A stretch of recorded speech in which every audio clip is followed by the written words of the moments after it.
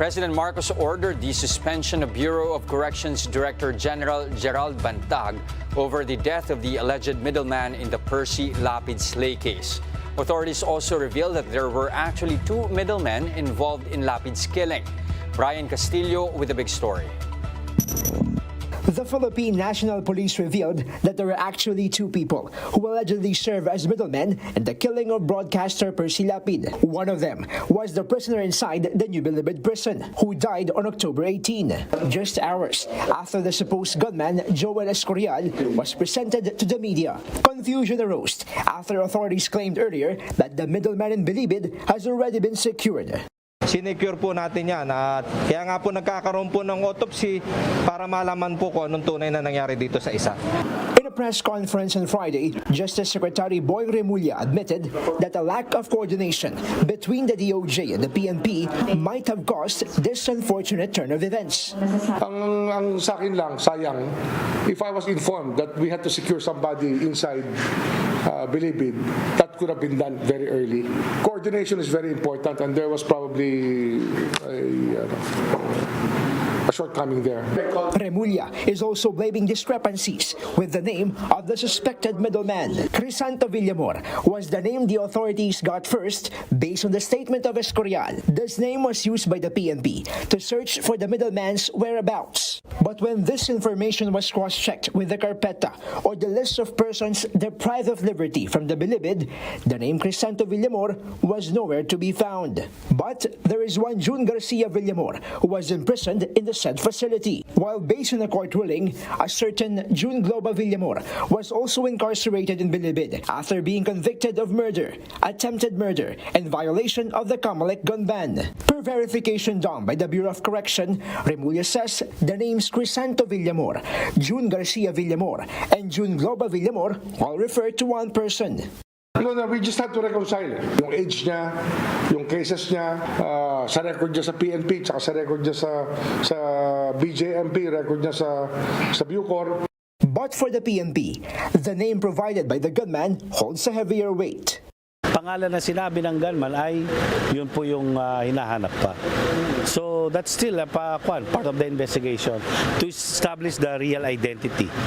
As for the second middleman, the PNP has confirmed that the suspect has been transferred from the BJMP's facility in Taguig to the PNP Custodial Center in Camp Crame. Meanwhile, Bureau of Corrections Director General Gerald Bantag is currently under preventive suspension following the death of one of the middlemen in Bilibid. According to Remulla, this is under President Marcos's order.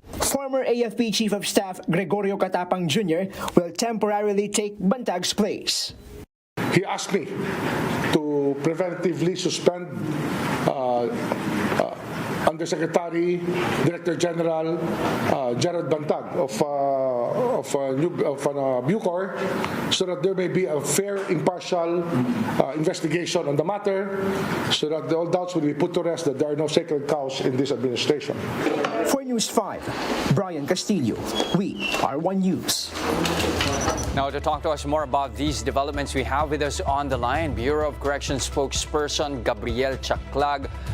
Spokes, welcome to the big story. First and foremost, na-establish na ba natin talaga ano yung tamang identity, the name of the first middleman here, and anything here that we have established so far? Hi, Jester. Good evening, and good evening to all your viewers and listeners. Firstly, dito lang po natin nalaman lately na reconciling nga yung records because what we have initially was Jun Villamor, Globa. But hindi po natin alam yung Crisanto na sinasabi nila ay yun din po yung tao na yun. So, but right now we have already reconciled. Now we understand that they are referring to the one and the same person that died on the 18th of October. Now, how long did it take bago nyo ma-reconcile yung tamang identity nitong first middleman? Because, I mean, the timing is very curious. Escorial was presented to the media October 18. As it turns out, the first middleman also died on the same day. So, I mean, that begs the question, why was the first middleman not secured immediately once Escorial actually made his statements? Because we didn't know at first. We in Bucor, hindi naman natin alam na Jun Villamor ang nila, pinutukoy nila. In fact, we don't have the name during that time. And we only came to know, I think it was only yesterday that we came to know that they are referring to that person. Okay, so it was only yesterday that you were informed of the identity of the first middleman. And then we do know as well that you're supposed to at least conduct further autopsy on the body. Do we have updates on that as well? Well, the autopsy was done yesterday, and it was done by the NBI medical legal team, and they will be the one to release the results and the official results of the autopsy that has been conducted. And kami naman po dito sa Bucor, we will coordinate and cooperate sa mga investigators ng PNP and DOJ. And in fact, they were here yesterday and also today, so we are reconciling our notes, and we whatever requirements that will be required of the Bucor, we will be providing to the investigators. Then also, can you tell us more about the second middleman involved in the killing? Has he been cooperating with authorities, and do we know how he's connected with the middleman from Bilibid?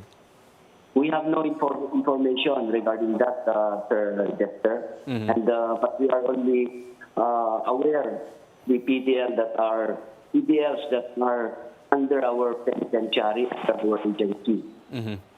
Okay, but so far, at least based din sa identity ng first middleman, have we established any more connections or possible leads as to the identity of the actual mastermind? Well, that is part of the investigation, siguro, Jester, and as I have said, we will be providing and we will be cooperating with the investigators. At ready naman po kami dito. We have compiled all the records, and kasama po natin ang buong bayan na naghihintay din ng kasagutan sa mga tanong na lumalabas. Okay. And then, of course, will there be any changes here within the Bucor while the investigation is ongoing after, of course, this series of incidents na nangyari after nga nitong pag-surrender ni Escorial? Well, aside from the changes, from the change of leadership, ay tuloy-tuloy po yung ating mga supplies and programs. In fact, the next week, starting Monday, will be the National Corrections Consciousness Week. We are very busy preparing for that. But then this thing happens, so we'll have to prepare also for the incoming policy of the Bucor. So those are the things that we are considering right now. All right. Again, thank you very much for entertaining our interview this evening. We, of course, are going to wait for further updates on the investigation. Again, Gabriel Chaclag, spokesperson of the Bureau of Corrections.